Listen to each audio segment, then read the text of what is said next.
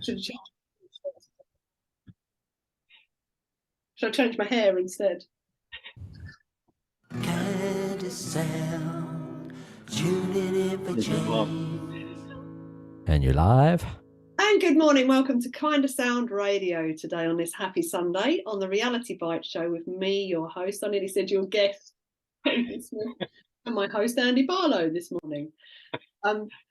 Hang on, something clicks up on my screen. I was just sorting that out. So, yeah, welcome this morning. Thank you to all your listeners tuning in. And we've got round two. So I've had Andy on a couple of times before now. So it'll be round three, actually. But this, I'm going to confuse everybody this morning. But this is round two following on from what we've done previously. Because we finished on an interesting topic. You said some words, I remember, on the last show. So, and that just led me into like, ooh, let's do another show based around, or we'll start off with that. Because me and you go all over the place, Andy, anyway. Me and my big mouth. Exactly. You pop these things out, I write them down, and then that's it. It's another subject matter. So a bit of just a brief background on Andy. You've probably all heard this, but Andy's been he always knew something wasn't right in life, and he's been wandering around the subjects of common law for quite a while, sort of waking up to the legislative systems and the corporations, all these dead entities that we are, they are, everybody is, and how do you empower yourself, which is pretty much where we're getting now. It's all about that self-empowerment, isn't it? Now we've had enough. Now let's move forwards. Where are we going? Where do we want to go in this country? It's not where we've been, I know that much. But there was something that an interesting thing that you said at the end of our last show, and it's a word I hadn't heard before, or a sentence, sorry, like a phrase: status correction. Yeah, this is something that's going exactly? Right. Okay, this is something that's going around a lot of people at the moment, a lot of groups.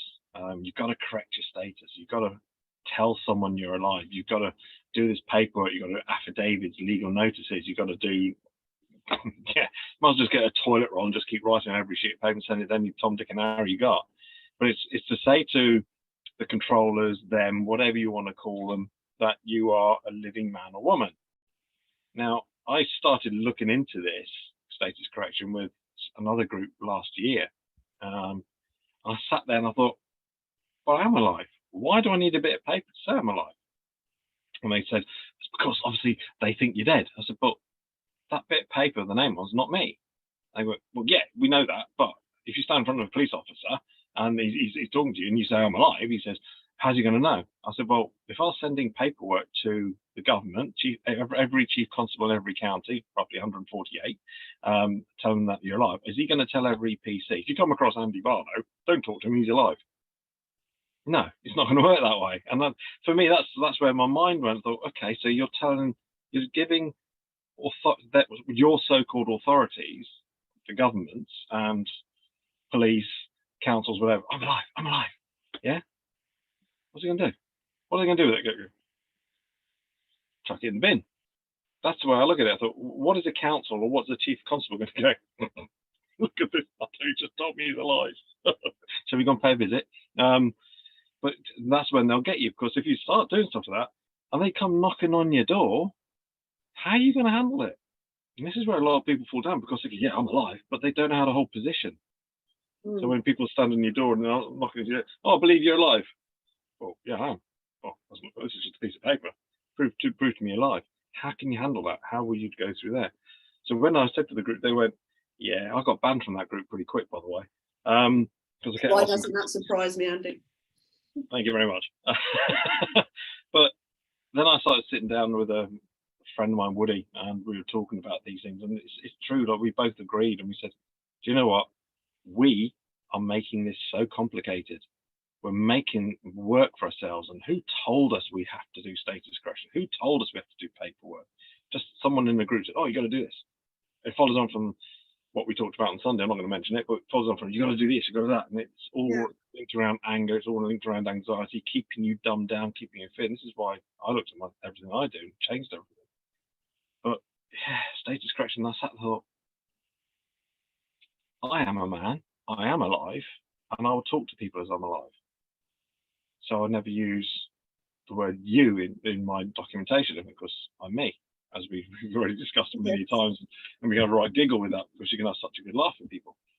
But for me, it's just knowing the fact I will talk or converse with men and women in uniform, but I won't converse to the uniform with a man and woman in. So I'm talking to them as men and women first, not as the clown in costume. If that makes sense. Yeah. So the status correction for me is, I know internally, I understand, I am a man, I am alive, and I do not have my authority challenged. So I hold my position with people, but I do it from love and not anger and fright and anxiety. And I think that's where, in my humble opinion, that's where a lot of people are going wrong. They say, oh, we've got to do this paperwork. And people are charging lots of money for this. And I think, no, you don't need that. You just need to play the system. When does the government turn around and say to you, here's a bit of paper proving we're a corporation? They don't. When does Boris Johnson, or I can't remember who's Prime Minister these days, it seems to be changing faster than someone else, but when do they come say, I'm alive?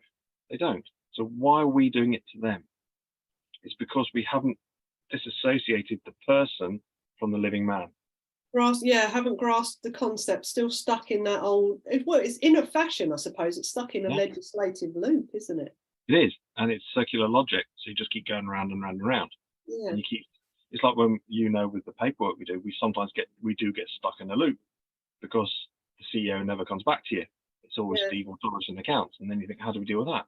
So we've now got a document that'll deal with that. We need to hold the CEO to account, but they won't because they don't want to be liable. They know who they are. They know that they can just sit back and go, go on then, bring it on, because they know they can fight. They can actually give us a good fight, a run for our money, not a fight, a good run for our money. Well, we've just seen that, but we won't go into that. I'm not going to ever mention his name because the guy is actually communicating with me. But I'm in communication with a CEO at the moment, and it's interesting how the terminology has now changed after the last letter I sent him. Which was just questioning what he sent me. And I just said, send me evidence and proof. If you're stating that our water is water, H2O, then you're utilising false advertising. Prove to me that it is just H2O. Come and test what's in my distiller. And now it's, this morning with that letter, it's the word has changed to, you are being supplied with a wholesome product. What the freaking hell does that mean? It's like, come on, mate, seriously. It's like we said, so the first thing is you. Who's you? He's writing to himself again. Yes, because I designate underneath my name and his name when I write letters.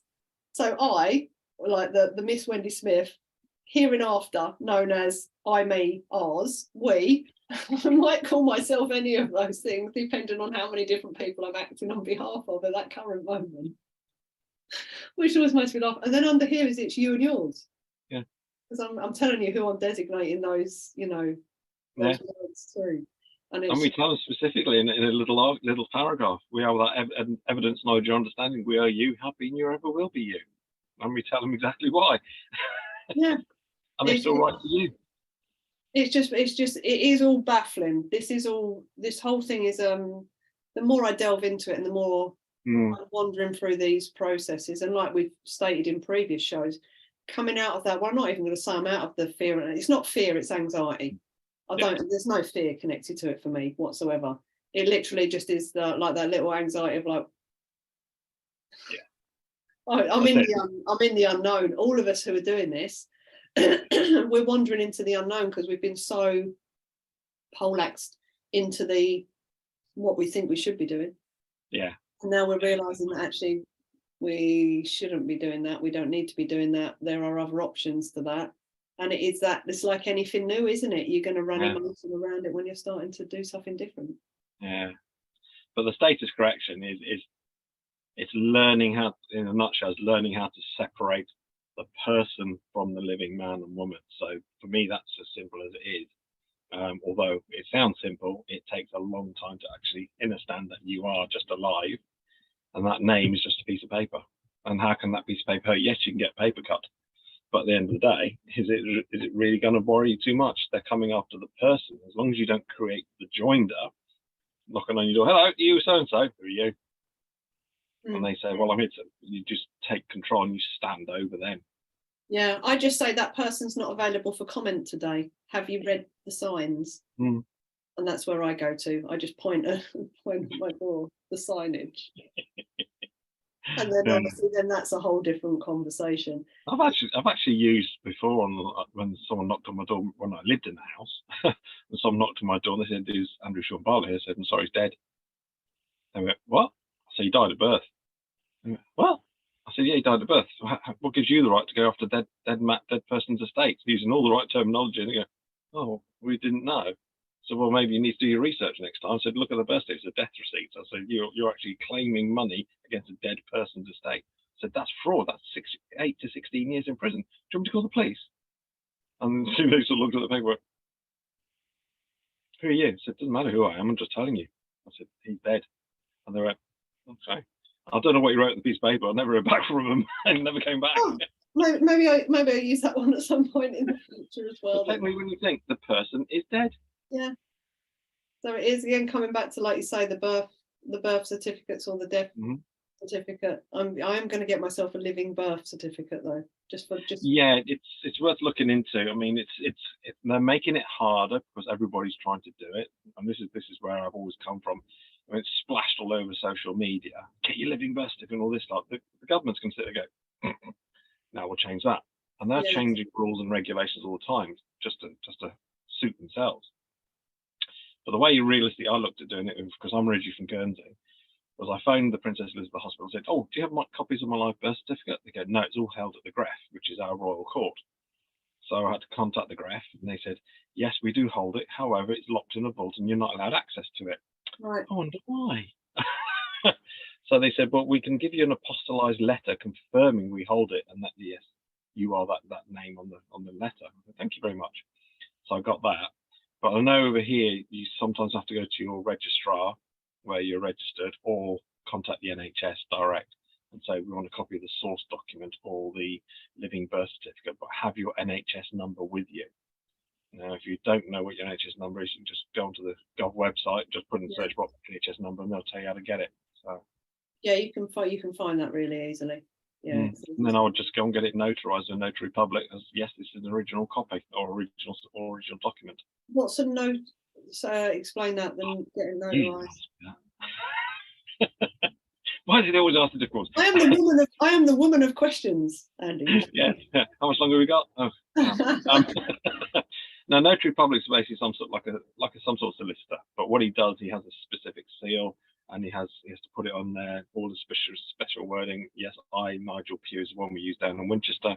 Yeah. I, Nigel Pugh, am Notary Public. I'm legally qualified and legally authorised to notarise this document and say, yes, I have witnessed it, and it is real, or it is an original copy. And then he puts his embosser on it, he seals it, and then that's classed as a legal document. Oh, okay. And then the utilising of this just literally is if we're ever in a situation where someone says, prove you're a living being. Yeah. You know. Yeah. I mean, you can do a declaration, a status declaration if you wanted to as well. It's just a piece of paper that states, I, Andrew Sean Barlow, am a living man, but I thought, why? Why? I don't think it comes back to, again, like our previous shows, doesn't it? Just knowing the self. Yeah, and I think this is the most powerful learning for everybody. Again, just going into that, and it's the one that I'm still learning. Who am I? I get it. I get that there's two of me, if you know what I mean. So I fully get that there's a legislative self, the corporation copy of me, and then that I am a living being. And it's like you say, it's that I'm still at that point where I'm nearly separated. Yeah, I've nearly got them separated. You're doing well. Yeah, because I'm still running, like I say, with the anxiety around a few bits and pieces. I know that I've still got a way to go before I'm truly in that space of actually, no. In my head, whenever I think about stuff, I'm like, no, enough. Do you know what I mean? No, you don't have a right to do this to me. No. And this is the thing I think with the government, you know, the word, we go through this every time, and it's how many times can you let people know the word government? Govern means control, mind, mente. Means mind, you know. Yeah, the little translation from Latin, gouvernement, is mind control. Yeah, so that when you know, if you just start looking at the language behind everything, you can see that this has all been designed for control. Do you? And this is my question to everybody who listens: do you want to be controlled your whole life, or would you like at some point to gain that self-control back. I'm not talking turn into a lawless society. We need structure. The current structure runs really well. It's just corrupt, like massively corrupt, and it does not support the majority of people. It's built to support a very small handful of people. Well, when you think government was actually created to protect the people, I mean, people being plural of men and women, so it was actually put in place to protect the people, and it is still functioning as protecting the people, but they created the persons. So they'll always look at the persons first. You look at any legislation or anything, your employment contract or whatever, it never mentions the name, it mentions person. Yeah. And this is it. I mean, a lot of people don't realize that your employment contract you can actually change. It's an offer. You can change anything that comes through the door. It's just handling the offers. That's where I got to where I am now, because that's where the mindset is. Everything we do, you offered this to me today to come on. I said, yep, I'll happily do it again. The drugs haven't kicked in. Yeah, and he always wonders why have I said yes to her again when I come in here. But that's it. I mean, it's just, yeah, we just got to understand that we can separate everything. It's a process. It is like, in some ways, I think we mentioned it's a bit like a grieving process as well, because you're separating, for want of a better word, your ego from the spirit side in some ways, and saying, this is taking over, the spirit's now in control. You can just sit there and listen. I'm now in control. I'm holding position. And I always look at it, we are the captain of our ship, because we are under maritime law, admiralty law. We are the captain. We take command and we give commands. So it goes back to when you say, do you want to be controlled? If you look at the two versions, there's multiple versions of us, let's be honest. Yeah. But if you look at the main two versions, public and private, the private is a creditor and the public is a debtor. So private gives orders and gets paid, and the debtor takes orders and pays. So it's which one do you want to be? And at the moment, they got a lot of the population as debtors, and they even put it on your documentation. Which side they put your name, for crying out loud? They put it on the left-hand side, which is where a debt is. Oh, hang on, we used to do that at school. Put your name and address on the left-hand side. So you're always classing yourself as a debtor. Right, which is why I now sign and put my name and address and everything on the right-hand side. Sure. Yeah, because you're now standing above them. So you're taking control. You're becoming the creditor, but they'll write back to you and put you as the debtor and they as the creditor. Then you'll go back in. So it's like I said, it is a game. Yeah. Everything we do, this is a game. It pretty much is, and if you can get your head around looking at it like that and being able to play it, it becomes a lot easier. Oh, well, yeah. actually, I would say it doesn't become a lot easier, Andy. This has not been an easy process. Someone asked me the other day about doing, some of the processes I've been going through, and I was just like, just hold off. Just hold off and wait till I'm at the end game before you even start, so I can give you a heads up, because it gets worse. Do you know what I mean? Yeah, it can get very worse. I've seen people sort of getting really in the state and say, okay, stop process, stop. Yeah. Go back and make an offer of payment of £1 a month. Yeah. Just get yourself back into a headspace where you can stand again and say, okay, I'm now going to have another go. I said, if you're ever struggling doing any of these processes, just stop. Yeah. You have to protect yourself. Yeah. You are so important to everything in this planet and this realm. You are so powerful. But you've got to understand that if you're harming yourself, it goes against God's law, it goes against nature's law. Cause no harm, cause no loss. But don't say that for others. It means us as well. Yeah. If you're causing yourself harm, please stop and talk to someone. Come back to us in the group and say, I really can't do this. I met a lady, Rebel Vibes, which is great, up in St Helens. Another one coming up in a week's time, 10 days time, whatever. Sorry, little plug there. But she came across to me. She said, I really thank you for everything you've done for me. She said, but I've had to stop. She said, because it got too much. I said, good. She said, you're not angry? I said, no, I'm not. I'm very proud of you for saying I can't do this at the moment in time. I have to protect myself. I said, but you will now go away, meditate, whatever you want to do, and then realize, actually, yeah, I'm now ready again, and then start again. It is a process, but please protect yourself from harm. Yeah, and that is the one thing is, you can wait, because you're learning on the way through this.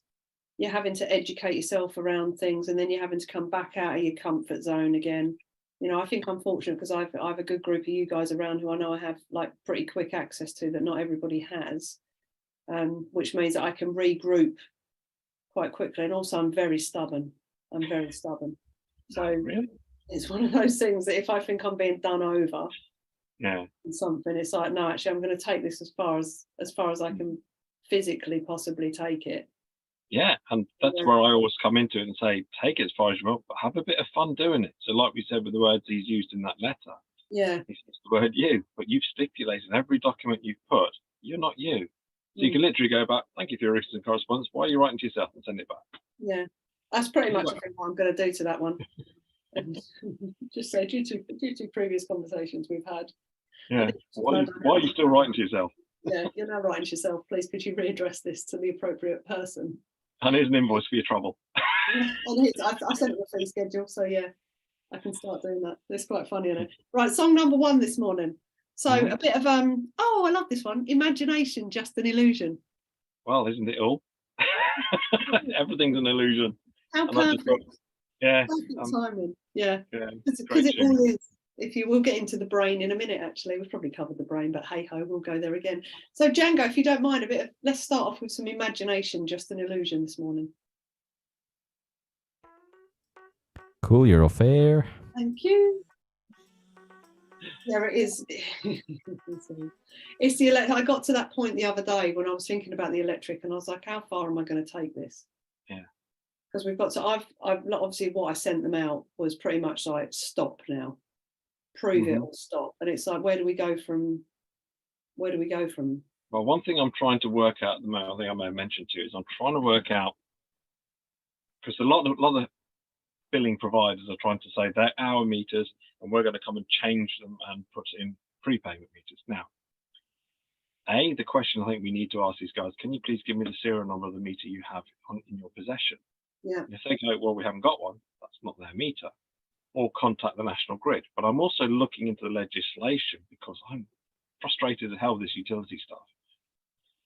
If you change your meters and they say we're coming to change your meters, but they haven't got the serial numbers, surely that's theft and criminal damage. Yeah. So I'm going to the police station this afternoon and I'm going to ask the police, if you've got some property you put in your house yourself and someone forces entry through drilling locks to change the meters, is that classed as theft? If I can get a confident yes, or we're not sure, we'd have to look into it, then at least I know I'm on the right path. And I think that's where we need to get them. Under what authority do you have these are your meters? Prove it. Yeah, well, they haven't, because they haven't got a meter in my property. No. That's in a box. So if they came to your house today and they're trying to break in to put prepayment in to take away your meter, not only they've just stolen your private property, which is theft, criminal damage, surely we can have them on that. And that's where if they call the police, they should do their job. So, yeah, my heads up legislation at the moment, trying to figure out which ones we can use. Yeah, I'm just curious to know what they'll come back with after what we sent them, because obviously it was to the recovery place and back to the CEO again, isn't it? So yeah, I'm working on a document at the moment which I'm hoping will actually stop them dead in their tracks. Right. Basically using the legislation against them and saying, excuse me, under contract law, it's 4 stages of the contract law. I think it's 4 stages. It's got to be like a conversation agreement, meeting of the minds, and then a tacit agreement. I can't remember the actual wording, but then are they following their own processes? So I mean, I've been looking at their terms and conditions as well. Okay. Okay, let's have a look in their T's and C's and see what they can do. A lot of it in there, there's nothing in there. So if it's not included, that means it's excluded. Yeah. If it's not excluded, it means it's included. Yeah. Under contract law. Yeah, it's interesting. It's just like I say, it's I mean, like you said, if it all goes, to the end, to the point where everything goes tits up, I just go, well, extreme financial hardship, I can give you £1 a month. Exactly. You're a vulnerable household, end of. That's it. So, is what it is, isn't it? I am going to stomach the emotion though for a bit longer. I'm not just chucking it, because it's been... I think one of the maxims in law does state he who leaves the battlefield first loses by default. So whoever steps away first, you lose. Yeah. 30 seconds to go. Thanks, Django. Yeah, I've no plans at the minute to be stepping anywhere. No, and unfortunately, a lot of people are. They just go, I can't be asked. So you lose. End of. Yeah. I just think if we're ever going to create change, at some point it took one woman sitting on the bus, didn't it, to change how that works. And it's just like, well, fuck it, Yeah. in for a penny, in for a pound. Do you know what I mean? Kindasound Radio, the station for a global community. And you're live. And welcome back to Kindasound this morning with my lovely guest Andy Barlow again, back on Reality Bites, wishing that he'd never said yes to me. I'm sure. I'm trying to find the exit in the van. Exactly. Yeah, it's all good. It's all helpful for people, isn't it? So It is. we do love helping empower the public, basically. Well, Back into the private. Exactly. If they're not empowered, I mean, like I say, if you don't know your rights, you have none. So we have to empower people to realise they have authority, they have rights, and stop giving them away for the shiny things. So that's what, for me, that's where I come from now. It's just like, come on, wake up a little bit, or go and bash on their aura, say hello. Do you realise you're alive? Well, it's that thing, isn't it? I mean, if you think about, I think this subject came up in my head the other day: natural resources. Mm-hmm.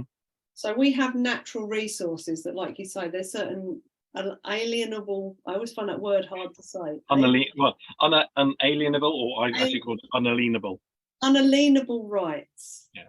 To certain things that take no more than what you need. Mm-hmm. And just take care of it. So all the things like, the gas, the water, the electricity, even food, I think, should come under that. Because if you think about it, we used to have forests that would have trees that would have, apples and pears and all your different types of nuts, and people would grow food and share food. And it's funny how that's stopped, hasn't it, and gone into supermarkets. Yeah. And that's what they did it for. They took away the orchards, they took away the grapevines, they took away everything just purely so you'd have to go to the supermarket and eat the food that they give you. But like a lot of people I know, and I'm one of those, if I get food now that have seeds in it, because a lot of them are seedless for some reason, but the ones that with seeds, I always keep the seeds and not just chuck them out, and whenever I'm driving, just try and create more food and eventually down the road. Yeah, that's it. I mean, it is right to life, right to freedom, right to travel, right to etc. And everything out there is free.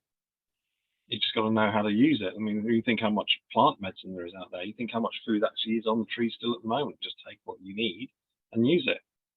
Forage. That's what I'm learning about at the moment. It's just amazing. Yeah, it is interesting. And the more you know about foraging, the more you just see it everywhere. It's still there. Yeah. It really is. We've got some amazing woods up the road, and I'm just, I probably shouldn't say this. I don't know if I can get done for it. But so no one in here, any of the listeners listening, do not mention this to my local parish council. I plant nut trees up there. So I've got Kentish cobnut and hazelnut in the garden, and my lovely little squirrel that my dad is always trying to, I'm going to say, dispatch from this realm of existence. Bless it. I'm like, leave my squirrel alone. Yeah, because he's always like, I'll eat all the nuts. I'm like, he's welcome to a percentage of the nuts. Yeah. But he always buries nuts all around the garden, obviously. Yeah. So every year I get popping up in flower beds and pots and all over the place new baby nut trees.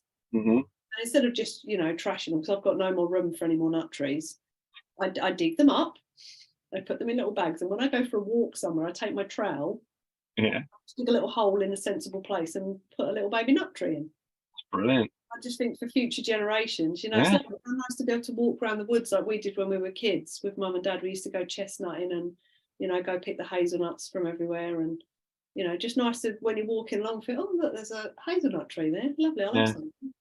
Yeah, that's when I was out in Spain in end of May this year. Went out to Finca out in Spain, and we went for a drive through all the mountains, everything. There's cherry trees, all sorts out there. And I went, oh, those look lush. They said, well, you can actually help yourself. They said they can't stop you. It is free to roam, and you can help yourself to the food. But only take what you need at this moment in time. Don't take enough to take home. You just take a couple of cherries, or whatever you need. Take an orange, take an apple, and that's how it should be. It should be that, but we have become a society of greed. Yeah. Think how much food people are going to buy over the thing that's happening in December. I can't remember what it's called now, but don't celebrate it. But people just go and fill their trolleys up with food because it's good, and then it all goes to waste. We're just greedy. Yeah, wasteful with everything now. It's just been taught to waste, hasn't it? It's interesting. We have this down. My family knows a lot of sort of farmers and gamekeepers, And I remember going over to a particular place to get my mum some pheasants, because she does love a pheasant or a partridge. And the gamekeeper said to me, like, wander into the shed and just go get whatever you want, Wend, and like come out. And I remember walking into the shed, because I'd not been anywhere like that for quite a long period of time. We used to shoot with Grandad and Dad and that when we were kids. Well, we didn't do the shooting. We were the beaters that used to go and get the birds up. But everybody you were only ever shot what you needed that was going to get eaten, you know, hung, done, sorted. Yeah. And that was it. As soon as you were done for the day. And I just remember walking into this shed and just seeing hundreds of birds hanging up. And it was like, blimey, that's a big shoot. And I got some stuff for Mum and came out and said to our friend, like, what on earth with all those birds? And he said, yeah, and the sad thing is the majority of those are going to go in the furnace. It's just people coming down from London for a bit of sport just to blow them out the sky. And it's like, wait, it's just waste. It's just, like you say, ego orientated. Go clay pigeon shooting. Exactly. Yeah. If you want to go do things like that, go. Why innocent animals that you're not going to do anything with, and they're all just going to go to waste? Yeah, have a purge. Sorry, I shouldn't have said that. Although there is a state in America that's just changed the rules that it's actually going to happen. What? Purge. What, as in, go on, explain. Not like the film that's on TV. Yeah. Basically, I can't remember the state, but we were talking about it the other week, and they were saying, "You go look," and they're showing the legislation they've just passed where it will be legal to go and do what the film and the Purge does one day a year. Okay.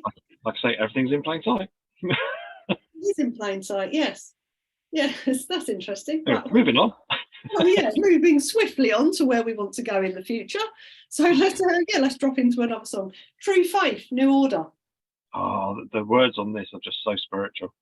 I mean, I never listened to the lyrics before, but when you listen to the lyrics on this, it's just wow. It just, it's all about your inner child and everything. It's just phenomenal. It just. Oh, okay, I've not heard this one, so I'm going to enjoy this. So Django, if you wouldn't mind, please, a bit of True Faith this morning, thank you. Cool, you're off air. I like New Order. I've not heard this one. Oh no, I have heard this one. Yeah. So go on, tell me about The Purge, because I watched that film. Yeah, but basically in America, we all know what America's like at the moment. They've got some demented man running it. Literally.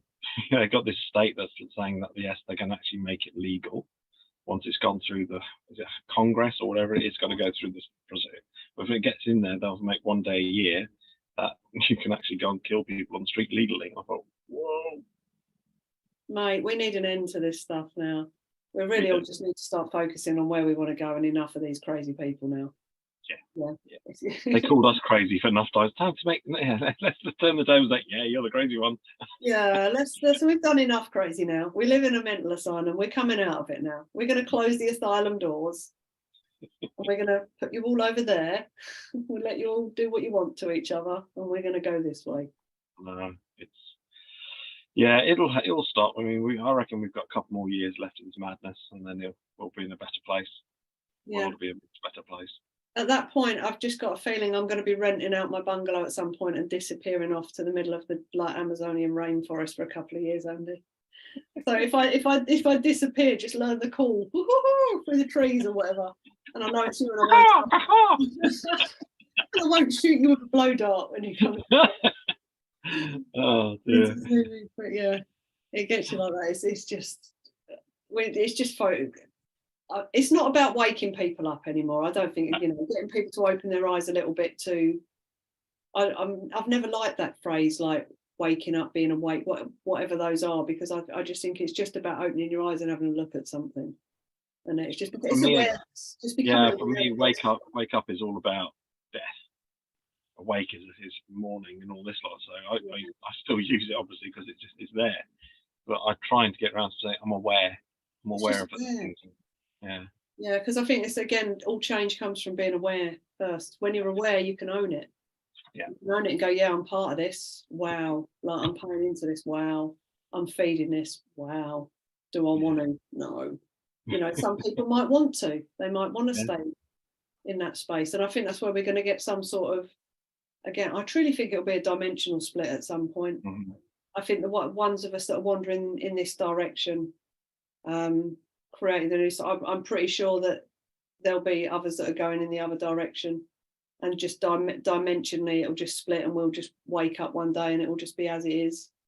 And no, I think you're right. Yeah, I think it's exactly what's going to happen. The more energy we just keep putting into this over here, the more we're directing ourselves into it on a daily basis, aren't we? Yeah, exactly. So, Sorry, just my battery. no worries. All right. No battery. Yeah, well, I'm on, obviously, because I don't have electrics. Oh, yeah. I do. I've got an inverter, so it just plugs in my laptop. I'm just going to turn it off. So, we've got about half an hour left, haven't we? 25 minutes. Yeah. So not long. You need a ether converter. Well, now I'm actually going to be starting looking into the perpetual motion with magnets and see if I can generate electricity with perpetual motion. People are trying it now. So spin a magnet so it's opposite, and it actually, once you wire it incorrectly, it actually produces 30 seconds non-stop. Oh, thanks, Django. Thank That's you. interesting. So much out we can tap into. There's a lot. That's why Eric's a good guy to have a chat with, because he's the one who's he's pulling out all the old buried Tesla tech at the moment. Good on him. Obviously, he's done the cold fusion stuff, which is fascinating. I still don't know what it does. You can chuck anything in it and it makes electricity. and you're live. And welcome back to Kindasound this morning on the Reality Bite Show with me, your host, Wendy Smith, and my guest, Andy Barlow. And we've been talking a bit about status correction, what that means. You know, do you really need to prove you're a living being? Not really, when you start knowing who you are. And it's the knowing of the self. And we've been wandering through, you guys don't get to hear about what we talk about when the music's on. So we wander through all different conversations. Yeah. But I suppose the whole point of me getting Andy back time and time again is just to raise awareness for you guys. You know, and that's pretty much, it's not about anybody waking up or getting on a great awakening. For us, for Andy and I, it is literally just becoming aware of what's happened, where we've been, where we are, owning it, going, yeah, we're all part of this, and then going, well, actually, what do we want to change now? Are we happy in these spaces? What can we do to come more back to, I suppose, community, really, isn't it? Yeah. Back to family values. I mean, I don't know about you, but I really miss, I think the children are suffering at the moment as well because of the lack of family values and the big split in that space. What's your opinion on that? Oh, no, 100%. I mean, I used to go to France a lot for holidays. And when you see, like on a Sunday, you see the whole family sitting around on a beach or sitting around a park bench. And I'm not saying to mum, dad and kids, it'd be mum, dad, grandpas, aunts, uncles, where there'd be crowds of them, and their family environment was phenomenal. And yet we've lost that over because they're telling you, you don't need to be this. You can be a single mum, you can be a single dad, you can do whatever you need to do. And it has stripped away the family values. And that's all by design as well, because they don't want us to have family values. We know that. But it's such a shame because the kids are suffering. They don't have that figure in their life, or they don't have that excitement in their life. Like, yay, we're going to see Granny and Grandpa. They're all too busy on one of these phones or on a laptop or on a computer, and that's their life. They're just like that.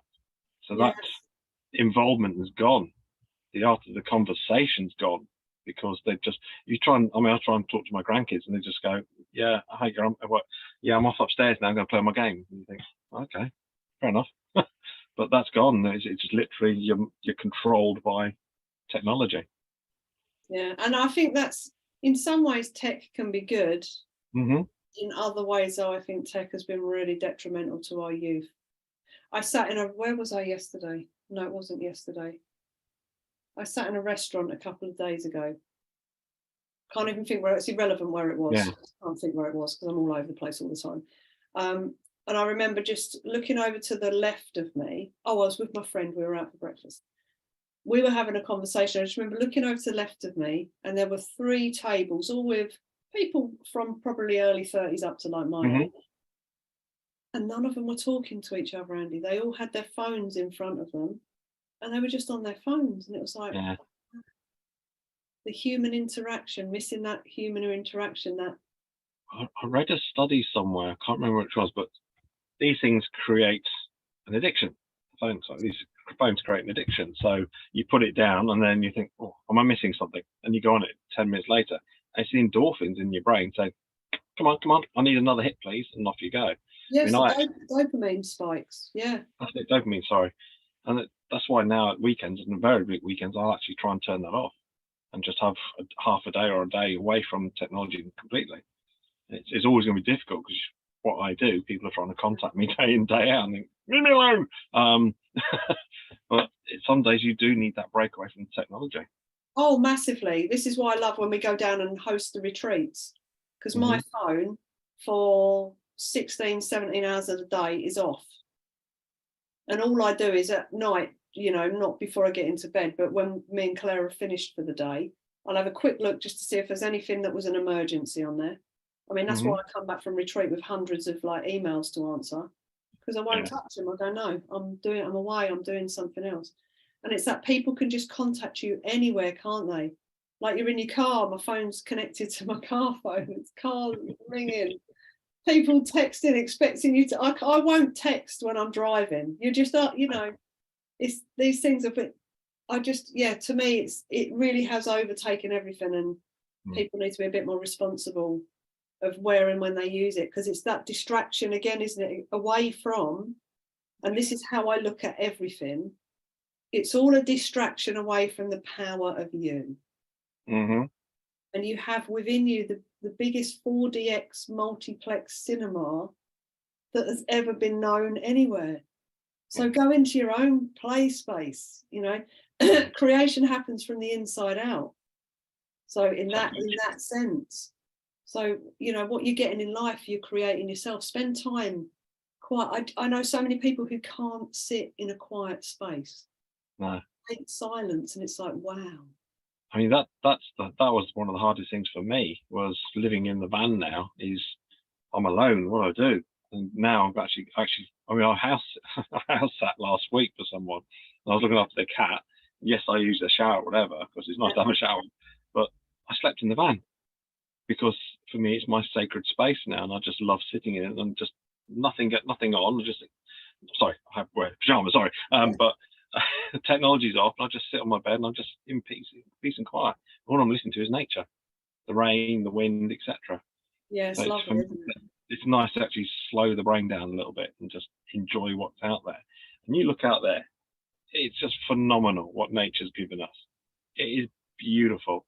It is, like you say, it's a multiplex. It's 5D, 7D, whatever dimension I want to give it. But that to me is a great movie screen out there. Everything you need is out there to watch. You can just sit and watch trees moving, talk to trees. I mean, for me, it's great. All of it. It's that rebooting of the self as well, isn't it? This is the thing I find people miss out on, when you've constantly got something going on in front of you. So whether it's your phone or your TV, or you've got music on, and you're not sitting in that quiet, you never get to recharge your battery. I look at my personal self like an iPhone. I've got so much battery that I can use throughout the day, and at some point that battery is going to get depleted and it needs recharging. And for me, the recharging is disconnecting from all of the tech. It's 100%. Disconnecting from all of the noise. It's going and sitting, whether it's in my garden or going up the woods. I've got a lovely old tree that's fallen over that's still growing. I love to go and sit on that and just listen, like you say, to whatever it is, whether it's the sound of the leaves rustling or the birds or through the trees. Or just having or just having that conversation with yourself. Yeah. Getting to know who you are. Talk to the inner child, talk to your ego, whatever you want to call it, and understand what's going on. Because this is where I think a lot of the issues have come from, is the fact our inner child is wounded. It's hurt. It doesn't feel loved. So that's why you get all the negativities and everything come through, as you know, for what I've been going through. So it's take control of the inner child. Love yourself. Yeah, I love you. It was great. Give your inner child a name. Mine's Andrew, obviously. But it's heal yourself, get the knowing, then you can stand up and do whatever you want to do, which is everything's linked to spirituality. The knowing everything for me now is just all linked to this. It's what's inside. Yeah. And then what's inside can come out and shade to be, look, you can do this. You're amazing. Do it. Yeah. It's like that being alone. I remember when I moved here, and it was the first time probably in a long, probably 30 years I'd lived on my own. And it took 3 months to adjust. I'd sit about, I wouldn't know what to do. Do you know what I mean? it was just like being really out of balance and disheveled. And then all of a sudden it was like, oh, I actually like this. I cook when I want to cook. You know, I take the dog out when I want to take the dog out. I exercise when I want to exercise. If I want to watch the telly, I watch the telly, turn it off. I can do this, I can do that. And then that was probably when I got to really introspect on self Mhm. and get to have a look at who I was and where I'd been and what the hell I'd been doing for the past, I don't know, 40 odd years or whatever it was at the time, Yeah. years on this plane of existence. And it was like, wow, right, you've probably got about another 30 odd left. What do you want to do now? And it's like, not be that person. Yeah. And I mean, like I say, a lot of people suffer with what I do because they go through that lonely period. They go, I'm alone. What happens to this? And I say to people, yeah, but you're putting stuff out to the universe. Everything you manifest in your head will happen. So when people say things like, oh, the bailiff's going to come to my door. Well, you've just made them come to your door now. Yeah. So don't even think about it.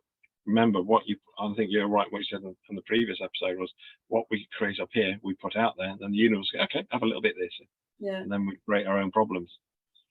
Yeah, definitely. And so if you can create your own problems, you can create your own solutions and your own beauty and your own joy and your own happiness and, you know, everything you want to see. And this is, Totally. we'll come on to that subject. So are friends electric? Love this one because not so much the lyrics, but just the title, Our Friend Electric, are we electrical inside, which we are. So it's just a great one to play with. Yeah, nice one this morning. So Django, if you wouldn't mind, please, a bit of Our Friends Electric. Cool, you're off air. Yes, interesting subject. I think the creation of, I think if people realise that, just stop, disconnect from your tech, spend that time on the inside, having a listen to, you know, what have been my main focus of thoughts over the week? What have been my main emotional states? What behaviours do I actually do? You know, and have a look at that stuff and then go, actually, you know, what do I like about this and what do I not? And spending that time, and I think that's what I've been doing for probably, I was going to say, the last 4 years, really in depth. Just having a look at stuff and going, actually, yeah, that was ego related. That was interesting. Do I want that in my life anymore? No. I'm going to spend a bit of time working on that one now and, you know, sort of like dishing that one off because it's not helping me get where I want to get. No. It's I mean, that work I'm just going to quick mention it, that work we did on Saturday together. Was it Saturday? Yeah, it was Saturday. The integration side was, wow. That's all I can say is tears, sadness, anger, a lot of anger, followed by yay. Yeah, I was going to say, so what I did say to you after like 72 hours, you'll be back in the room. Yeah, I was. Yeah, yesterday I was not in the room. I was. So how does it feel? How does it feel now? I mean, I've revisited things I was saying about my dad and I was getting upset. No, it's not there anymore. And I think the sadness on the Saturday afternoon when I sat there for 2.5 hours blubbing and then waking up Sunday morning, wanted to punch someone, and then realising that, okay, process it, let it go. And then I realised it's all the sadness and anger I had built around it. And then yesterday was just like okay, you dealt with that, let's have your flat, and then boom, off you come again. And then we go back. Sleep last night was amazing, phenomenal, best sleep I had in ages. Yeah, good, yeah. So we'll do more subjects as well. Like cool. I said, there'll be more stuff in there, so I can always find something. I will probe you. We've got ECT. Yeah, that's it. Electric convulsive therapy. But it's just such a, you know, that I did something really quick with someone yesterday. He'd had a trauma because we're working in situation awareness. So obviously we're pulling knives out on people and we're putting them in positions where, you know, they're going to be in like, oh, I'm being attacked or I'm being robbed or stuff like this. And this guy had some knife trauma. And he'd said to me, we'd gone in for a quick tea break. And he said to me, I've been struggling a little bit. I'm getting re-triggered because I'd had knife trauma. And I said, what was it? And he told me what it was. And I was like, oh, mate, just sit down. I said to the other guys, we'll be back in 10 minutes. Sit down. I ran a quick episodic through him, what had happened. And then afterwards, I, you know, held something up to him. I went, how do you feel about like that now? And he was like, well, now I know I have options and I feel quite powerful and in control of the situation. It was like, oh, interesting, you know. And it was like, well, that was only a quick cleanup. If you want a full one, give me a shout and I'll do it properly. But that was just to get him back in the game so he could actually function. But these, you know, it's and it is really, it is. Gonna do a quick fade here. No worries. 'Cause it's a fairly long one, and I know you've only got 10 minutes to go. No worries. Yeah, it's fascinating that one. Kindasound, tuning in for change. And you're live. And welcome back to Kindasound this morning on the final part of the Reality Bite Show with my lovely guest, Andy Barlow, talking, well, we don't know what we're talking about this morning, which is always great with me and Andy. We're working in the realms of awareness, ownership and action. That's pretty much what it is now. So for everybody, we were just saying, I do some PTSD trauma work for people. And it's really interesting because we have so much stuff stored up in our systems that then, again, it's another limitation in life, isn't it? Everybody's had trauma, Andy, haven't they? You haven't got to be like in the war or, you know, be a veteran or a firefighter or something like that to have trauma. Trauma can come in from just life experiences. Losing your job can embed trauma in your system. You know, seeing someone have a car accident can create trauma. The thought of something happening can traumatize you as well. Anything with those highly charged emotional spikes that get stored as a memory.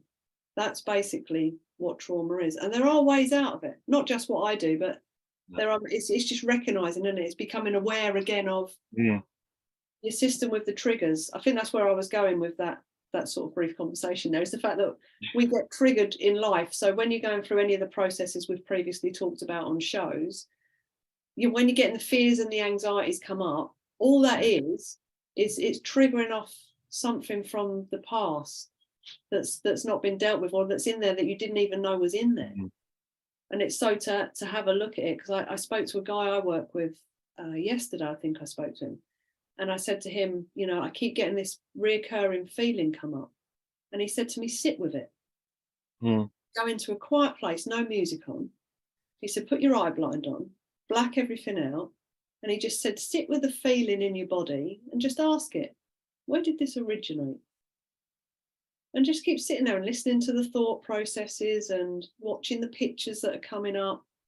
And just notice where that originated, where that feeling originally came from in relation to this subject matter.